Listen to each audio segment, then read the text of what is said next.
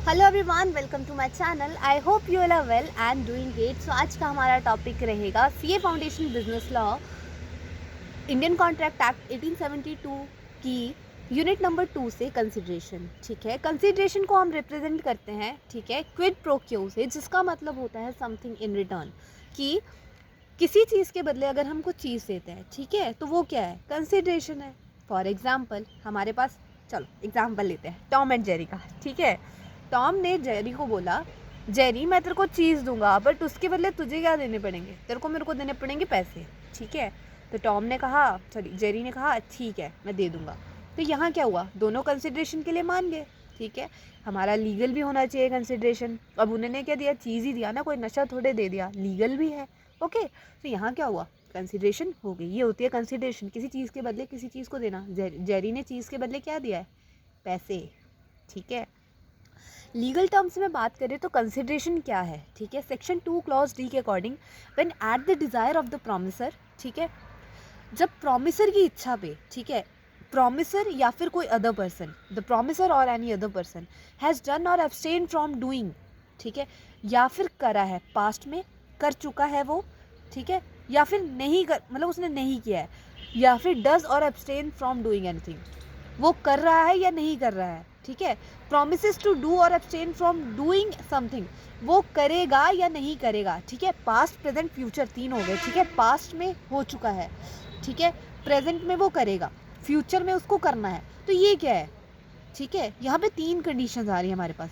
ऐसे एक्ट को, ऐसी एब्सटिनेंस को, ऐसे प्रॉमिस को हम कहते हैं कंसिडरेशन। ठीक है, ऐसे एक्ट को, ऐसी रोक, एब्सटिनेंस का मेनली मीनिंग क्या होता है? किसी को किसी चीज़ के लिए रोकना, किसी चीज़ से रोक करने के लिए रोकना। ठीक है, सोचो, जैसे मैं, मतलब देखो, अब कंसिडरेशन जो है वो पॉजिटिव एक्ट भी हो सकता है और नेगेटिव एक्ट भी हो सकता है। ठीक है, सो ऐसी कंसिडरेशन, ऐसी एक्ट को, ठीक है, एब्सटिनेंस और प्रॉमिस को हम क्या कहेंगे? Consideration for the promise. Got it? ठीक है, उसके बाद डिफाइंस, तो यही आ गया दोबारा से, मतलब कि ये क्या डिफाइन कर रहा है। Let have a small recapitulation. तो consideration is an act of doing something, हो गया हमारे पास। कंसिडरेशन इज एब्सटिनेंस भी हो सकती है। ठीक है, एक है हमारे पास एक्ट ऑफ डूइंग समथिंग कि हम कर रहे हैं, एब्सटिनेंस भी हो सकती है कि हम किसी चीज़ को करने से रोक भी रहे हैं। ठीक है, उसके बाद हमारी ये डेफिनेशन डिफाइन करती है कि कंसिडरेशन जो है वो at the desire of the promiser की होनी चाहिए। ठीक है, प्रॉमिसर की डिज़ायर पे होगी कंसिडरेशन। ओके, कौन? देखो प्रॉमिसर कौन होगा मेरे को, अच्छा मेरे बोलने से पहले कमेंट करके बताओ प्रॉमिसर कौन होगा।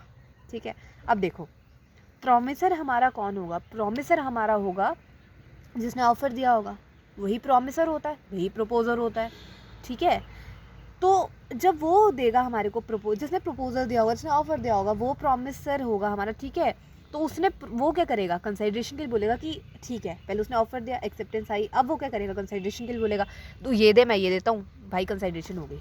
Got it?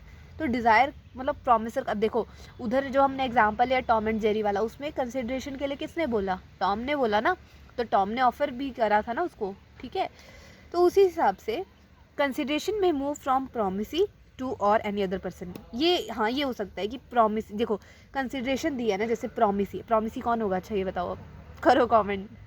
ठीक है, देखो प्रॉमिसी कौन होगा? प्रॉमिसर हमारा होगा जिसने प्रॉमिस किया होगा। Got it? और प्रॉमिसी हमारा होगा जिससे हमने, मतलब जो अब समथिंग इन रिटर्न हमें कुछ देगा। ठीक है, तो यहाँ पे क्या हुआ? कंसिडरेशन क्या मूव कर सकती है? प्रॉमिसी थी किसी थर्ड पार्टी को, एनी अदर पर्सन। ठीक है, ये हमने पढ़ लिया कि कंसिडरेशन में भी पास्ट, प्रेजेंट और फ्यूचर। ठीक है, कंसिडरेशन हो सकता है कि हमारा प्रॉमिस जो है पास्ट में हुआ हो या पास्ट में उसे करने से रोका गया हो सकता है वो प्रेजेंट में हाई पटाखे हो गए।